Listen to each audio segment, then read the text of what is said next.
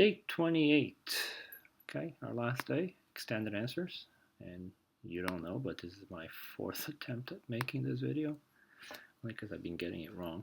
All right, so student council set a goal of raising at least $500 in flower sales. So far, they have $450.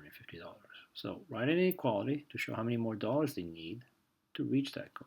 Okay, so inequality. So what do we know? That whatever they raise has to be greater than 500, or even equal to 500, and they reach their goal. What you need to know is that they already have $450, which means they don't need that much to reach that goal, right? So they need a certain amount to reach 500, right? So one of the things you can do here is the obvious of how much would they need to get to their goal of at least 500 would be the difference of 500 minus 415, right?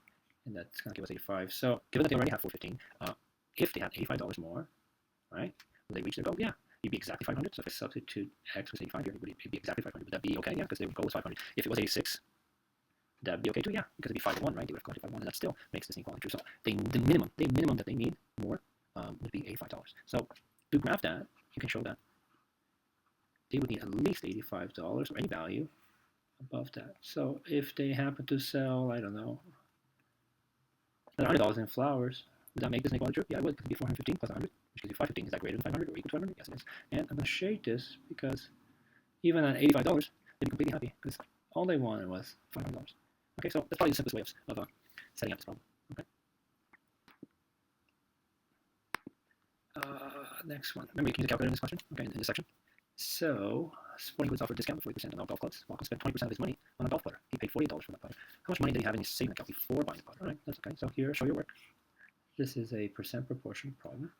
So, remember, this is percent over 100. This is part in total. So, part of the money that he spent was what? $48. What was the total amount that he had in his savings account? Because part of that money was spent on the putter. Okay. So, is there a relationship? Look side to side, nothing. How about up and down? Yes, there is. How does the 20 become 100 times 5? And we're going this way, right? So how does 48 times what? Maybe times 5. So that'd be 40 carried 4, 240. So how much money did he have in his savings account? 240. Make sure you write your answer on the line. $240. Okay. Next one. Rocco wants to spend the rest of his money, the money in his savings account to buy a set of golf irons that has an original price of $350. Does he have enough money? Very tricky question. So let me just go back to what I had written down. So, okay, so he had 240. So we know he had $240 originally in his bank account. He spent 48, right? So $240. He spent 48 on that putter, giving him a leftover of 192, right? So does he have enough money to buy the rest of the golf clubs, which is a price of $350? Well, tricky, because you're going to say no, he doesn't have enough because he only has $192 left in the account. But don't forget, at the very top of this question, everything had a discount of 40%. So I'm going to go bring it back down here just a little bit. So his golf, the clubs that he wants to buy is $350, right? Remember, it has a discount of 40%, so it's minus 40%, right? Well, don't subtract these two because you can't. You gotta find what 40% of 350 is. So remember what we did in class, 350. We're gonna change that 40% into a decimal, which is gonna be 0.4. We're gonna multiply. 0, 20 goes 2, 14, one decimal place. It's $140. So it's 350, and we just found that 40% is the same thing as 140. And if you just subtract this and this, is 0, 2, and 1, right? 210. So the golf clubs actually going to cost $210. Nevertheless, does he still have enough? No, because he only has $192. Okay, so all this will be in your explanation. Okay, the tricky part here is they're very tricky. This 350 was not the price of the clubs. Okay, remember they had a discount, 40%. Very tricky question. Part C. Rocco's friends were at a sporting goods store and gets 10% off the already discounted price. If Rocco's friends buys the golf irons for him, how much will his friend have to pay? So, let me go back to what I wrote. The golf clubs cost $210, right? After the discount. So over here, $210. Now his friend can get another 10% off. So we're going to have to subtract 210 minus 10% discount, right? So we're going to have to find what 10% is of 210. So 210 I'll multiply that by, we're going to change this to a decimal. 0. Let me not change it there. I'll change it here. 10%, right? Now change that to decimal, and it's going to become 0.1. So times 0.1. 0, 1, 2 minus $21. So 210 minus $21 equals $21. Just subtract. 10 minus 1 is 9. 10 minus 2 is 8. $189. $189 with a friendly discount. So his friend had a discount on top of a discount, and his total was $189. Remember over here, it was, I believe it was written here that he had $192 left in his bank account. So now can his friend buy for him? Yes, he can. All right, so all that has to be presented. Or A, draw dotted lines to decompose the area shaped into triangles and rectangles. Ooh, so they actually tell you to decompose instead of finding the area of the deck. This whole deck. Okay, so draw a line. We're looking at triangles and rectangles. So triangles and rectangles. Decompose this in a triangle. Maybe something like this. And like this. Okay, so you have a rectangle A, rectangle B, and triangle C. Okay, it's three parts. At the bottom, find the area of the deck. So I'm assuming in this case they want you to find the area in 3 parts instead of using. I'm not pretty sure they don't want to. They don't want you to do this H B1 plus B2 over 2, but instead they want you to break this shape up into rectangles and triangles. That's right, triangles and rectangles. And then what do you call? Find the area. So let's do rectangle A. Rectangle A. We need to find this value. That's width. I know this is 33. And the width here is not 22 because 22 is from here all the way to the top. 22 is from here to here. And always look opposite. And go all the way up here and find that that's 12. So rectangle A has 33, 12 is your dimensions. Rectangle B, which is this one on top. Okay, we have this. That's easy, right? From here to here. That's 24. And the up here, from here to here, we need to find out. Well, I know that this is 12, right? Because I got it from here. Move shift that over 12. The total is 22, so the difference between 22 and 12 is 10. That's a 10. My triangle, my area C, we got base times height. This is my base. This is my height. My little base of my height, I already know it's 10. Right? From here, because that's 10. This is also 10. And this distance right here between these 2 dots, okay, it's going to be, well, the whole thing is 33. But I only want part of it. I know that up to here is 24. Catching up from up here. And from here to here is 24. So this little part over here has to be the difference between 33 and 24, which is 9. So there are my 3 areas. So my triangle, base times height, 9 times 10 divided by 2, and that's going to give us 45. This is going to be 24 times 10. It's going to give you 240. That's going to give us 33. 33 times 12. It gives 396. We're going to add those numbers, 396, 240, and 45.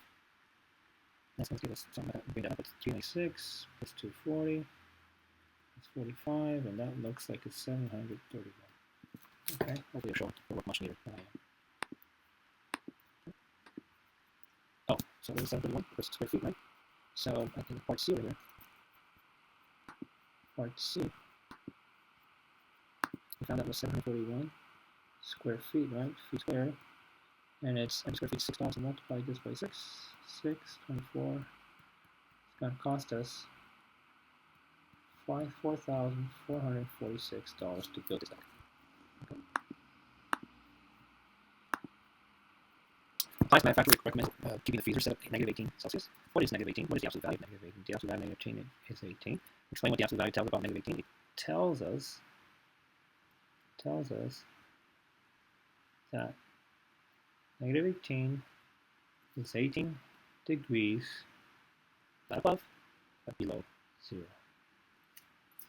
Okay. Fitness plan, treadmill, 15 minutes every morning. The table shows the calories he burns over time in 3 minutes, 15 calories, 6 minutes, 13 calories, etc. Writing equations represent the relationship between number of calories and the time. So you see a relationship. All of them is times 5 times 5 times 5 times 5. So this is your independent value. Independent is this one.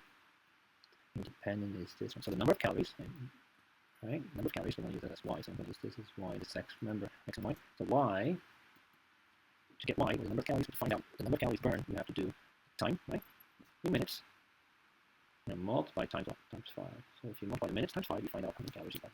Okay? Y equals 1 plus 5. And you want to use the points on the table to graph. Okay, so if you were to graph this, independent is here, so this would be time. Obviously, on this, I don't know why this example doesn't come with, but this is calories. It would be 0, 3, 6, 9, okay? And it would have, there's no way it's going to be empty like this, blank. Okay, so this is 15, is it 15? 15, 30, etc. So that'd be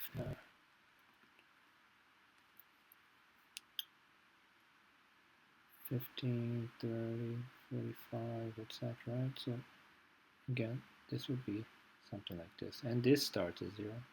And you cross that out. And you extend that line all the way out. Okay? But they would definitely give you a graph with the squares and everything. Okay? The coordinate grid. Not empty like this. The train travels 210 miles in 3 hours. Okay? Find the speed of the train per hour. So you're finding the unit rate. So show your work. 210 miles. 3 hours. We want to find out the miles in 1 hour. So we're going to change the 3 hours to 1 hour. Divide by 3. Divide by 3. So that gives us 70 miles. So make sure you come back and write the answer here. 70 miles in 1 hour. Okay, and then at the bottom says how many miles will it take the train to travel 350. And I know you guys have programs, I'm going to do it here so I have that information. So what you can do is take your unit rate, 70 miles in 1 hour. And we're going to use the miles goes here, hours goes at the bottom, and 350 obviously goes on top. Well, how many hours will that take? Well, you see a relationship? Yeah, there is one. Times 5. Times 5. So how many hours? It would take us 5 hours. Okay, so anytime you can use a unit rate, it makes life a little bit simpler. Candy bought 3 books, they're all the same price. You get a total of $4.20, write an equation. Okay, use B to represent. So 3 times the price of the book gave him $40.20. How much is one book? Well, that's easy. So here you copy your equation. Any ways of doing this? Okay, so you can actually just divide 430. It doesn't say to use your equation. Okay, but I will. So if you actually did this, make sure you show some work and you divide by 3. We bring 3 up, the decimal up. 3, 10, 13, 9, 12, 4, 12. That's a 0. So it's custom, right here. Here's your work, you write $13.40 per book. That's doing that. We just divide directly, or you can show them in the equation after we use the equation to find work. That says 3 times the number. The number of books equals $40.20. You have to divide this by 3. Divide this by 3. The 3 cancels out. Give me 1, right? Which is B.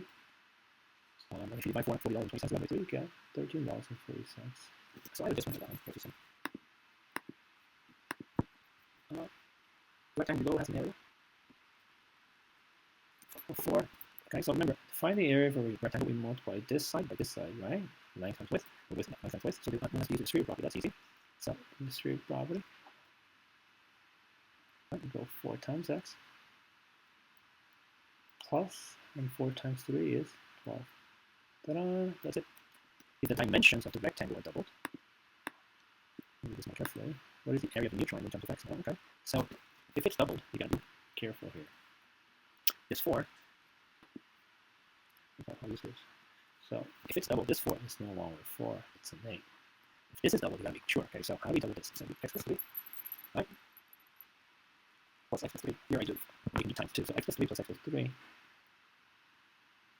plus x plus 3 because you're doubling it, right? Writing it again. You can combine my terms. There's an x here. There's an x here. That's 2x.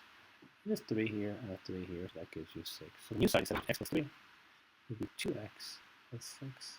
Now find the area of this rectangle. Instead of now you're going to use the street, you're going to multiply this side times that new side. You're going to get 8 times 2x plus 6. 8 times 2x is 16x plus 8 times 6 is 48. So that would be the dimensions, so the area of your new rectangle if the sides are doubled. Okay.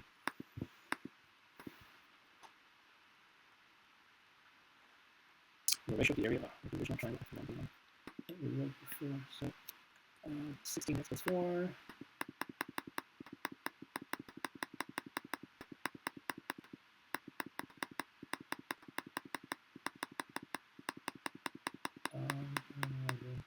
For 16x plus 4.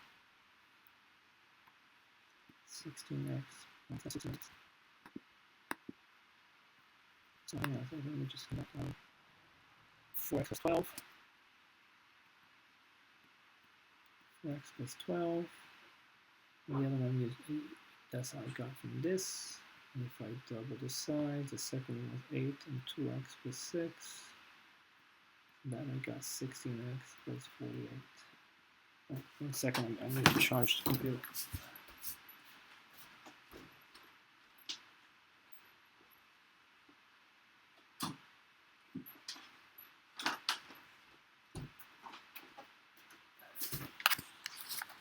Like the ratio of the area of the original triangle, the larger triangle, below the area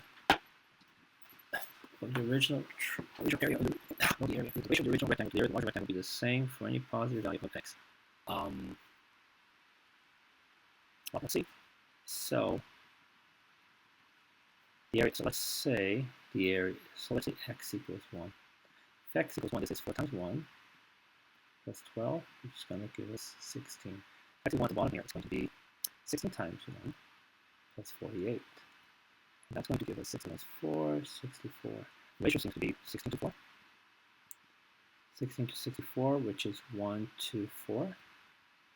Right? 16 times 4, I divide 16 by 16. 64 by 16, I got ratio 1 to 4. So let's simplify the 1 to 4 ratio.